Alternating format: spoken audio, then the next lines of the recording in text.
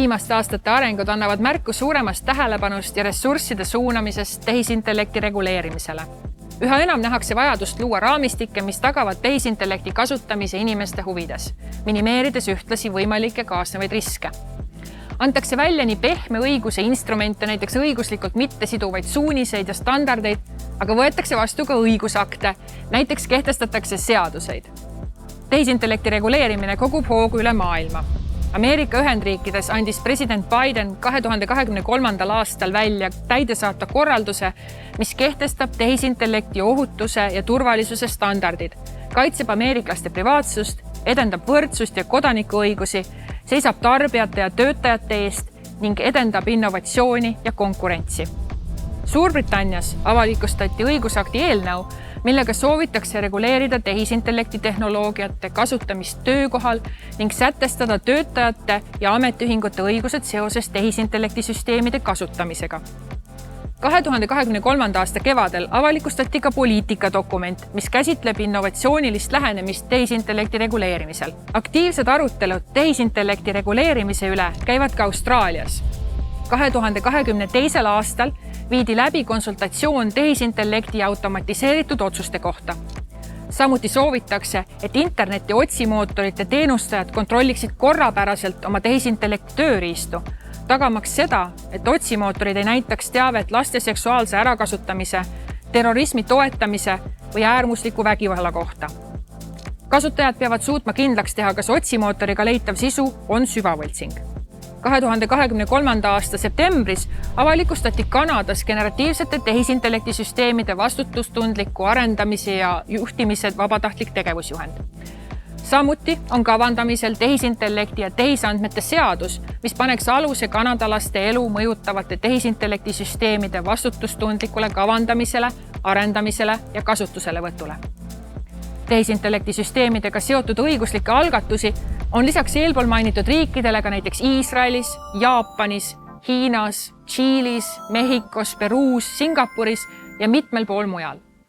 Euroopa Liidus tuleb tehisintellekti süsteemide ja masinõppemudelite arendamisel, turule laskmisel ja kasutamisel arvestada tehisintellekti määruse nõuetega, mis aga kvalifitseerub määruse kohaseks tehisintellekti süsteemiks. Tehisintellekti süsteem on selline masinapõhine süsteem, mis on loodud töötama erineva autonoomia tasemega ja mis võib pärast kasutuselevõttu olla kohanemisvõimeline. Selline süsteem võib saadud sisendi põhjal järeldada, kuidas luua väljundeid, näiteks ennustusi, sisu, soovitusi või otsuseid. Tehisintellekti väljundid võivad mõjutada nii füüsilist kui ka virtuaalset keskkonda. Kui me räägime tehisintellekti süsteemidest, siis on oluline eristada ka üldotstarbelist tehisintellekti süsteemi, mis põhineb üldotstarbelisel tehisintellekti mudelil ja suudab täita mitmesuguseid eesmärke. Euroopa Liidu tehisintellekti määrus eristab kõrge, piiratud ja minimaalse riskiga tehisintellekti süsteeme ning keelustab teatud tehisintellekti süsteemide kasutamise viisid. Lisaks eristab määrus ka süsteemset riski üldotstarbeliste tehisintellekti süsteemide puhul.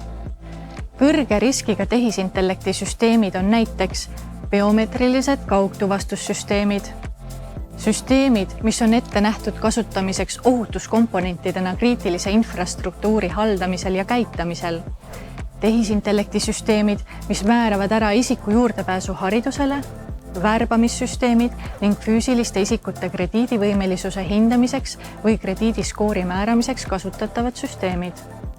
Kõrge riskiga tehisintellekti süsteemide puhul tuleb rakendada nõuetekohast riskiandme ja logihaldust. Olemas peab olema ajakohane tehniline dokumentatsioon ning tagada tuleb läbipaistvus. Näiteks tuleb tehisintellekti süsteemi juurutajatele anda asjakohast teavet. Tehisintellekti süsteemi tuleb arendada nii, et see oleks täpne, vastupidav ja turvaline. Sellised süsteemid peavad olema vastupidavad volitamata kolmandate isikute katsetele muuta süsteemide kasutust, väljundeid või jõudlust. Teatud juhtudel peavad kõrge riskiga tehisintellekti süsteemi operaatorid teostama ka hindamise, mis puudutab süsteemi kasutamise mõju põhiõigustele. Selgelt peavad olema märgistatud süvavõltsingud, näiteks kunstlikult manipuleeritud pildid, heli või videosisu. Määrus kehtib ka üldotstarbelistele tehisintellekti mudelitele. Nende puhul nõutakse, et dokumentatsioon oleks ajakohane. Kehtestada tuleb ka poliitika, mis tagab vastavuse autoriõigustega. Samuti tuleb avalikustada üldine teave tehisintellekti mudeli treenimiseks kasutatud sisu kohta ning teatud informatsioon tuleb esitada ka allasuunas teenustajatele. Tehisintellekti süsteemidele, mis toovad kaasa süsteemseid riske, kehtestatakse täiendavad nõuded. Nende süsteemide operaatorid peavad lisaks tehisintellekti mudelit hindama, riske leevendama ja intsidentide kohta aru andma. Sellisteks üldotstarbelisteks tehisintellekti süsteemideks loetakse tehisintellekti mudelid, mille treenimiseks kasutatakse vähemalt 10 astmel 25 ehk 10 septiljonit ujukomatehet. Selle künnise ületab näiteks GPT-4.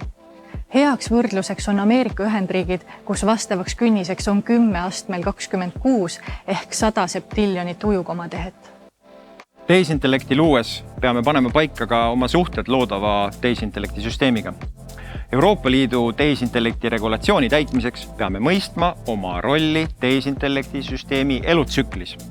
Kas me oleme juurutaja, kes kasutab tehisintellekti süsteemi oma kontrolli all ja vastutusel, või teenustaja, kes loob või laseb turule tehisintellekti süsteemi või üldotstarbelise tehisintellekti mudeli. Võime olla ka importija, kes toob turule väljaspool Euroopa Liitu loodud tehisintellekti süsteemi. Või siis turustaja, kes lihtsalt vahendab tehisintellekti süsteemi ilma seda muutmata. Saame olla ka tootja, kes laseb turule või võtab kasutusele tehisintellekti süsteemi oma tootes. Organisatsioonil võib olla ühe tehisintellekti süsteemiga seoses mitu määruses kirjeldatud rolli. Igast rollist tulenevad nõuded ja kohustused, millega tehisintellekti rakendav organisatsioon peab arvestama. Õnneks isiklikuks otstarbeks tehisintellekti süsteemide loomist ei piirata, sest mitteprofessionaalne kasutus jääb määruse kohaldamisalast välja. Määruses on ka erisused tasuta ja avatud lähtekoodiga levitatud tehisintellekti süsteemidele, mis ei tohi siiski olla kõrge riskiga. Veel on erandid tehtud tehisintellekti rakendamisele riiklikus julgeolekus ning teadus- ja arendustegevuses. Lisaks tehisintellekti määrusele ja tehisintellektiga seotud vastutuse direktiivile võivad kohalduda mitmed teised õigusaktid. Arvestada tuleb ka eetiliste aspektidega ja tagada inimõigused. Kui tehisintellekti süsteemis töödeldakse isikuandmeid, on oluline tagada andmesubjektide õiguste kaitse ja privaatsus. Hoolikalt tuleb läbi mõelda, millist infot on võimalik kasutada tehisintellekti mudeli treenimiseks ja testimiseks.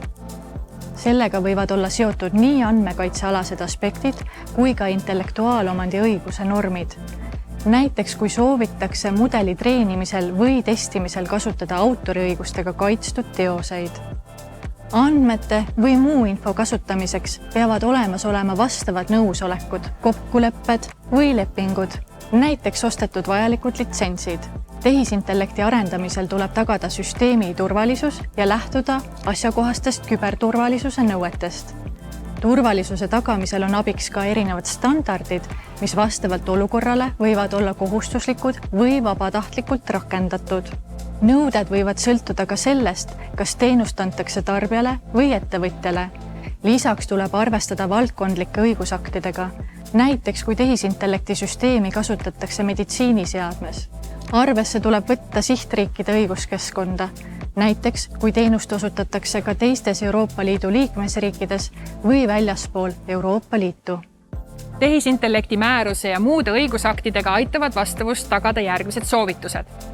Tutvu aegsasti tehisintellekti määruse nõuetega, hinda, millist rolli täidab ettevõtte tehisintellekti süsteemi elutsüklis, hinda, millisesse riskikategooriasse kasutatav tehisintellekti süsteem või üldotstarbeline tehisintellekti mudel kvalifitseerub, analüüsi protsesse, töödeldavaid andmeid ja mõjutatud isikuid, jälgi, et tehisintellekti süsteemi kasutamine oleks vastavuses ka muude nõuetega, näiteks andmekaitse ja intellektuaalomandi õigusega.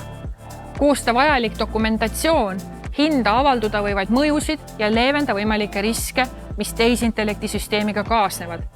Vajadusel konsulteeri ekspertidega, näiteks andmekaitsespetsialisti või õigusnõustajaga.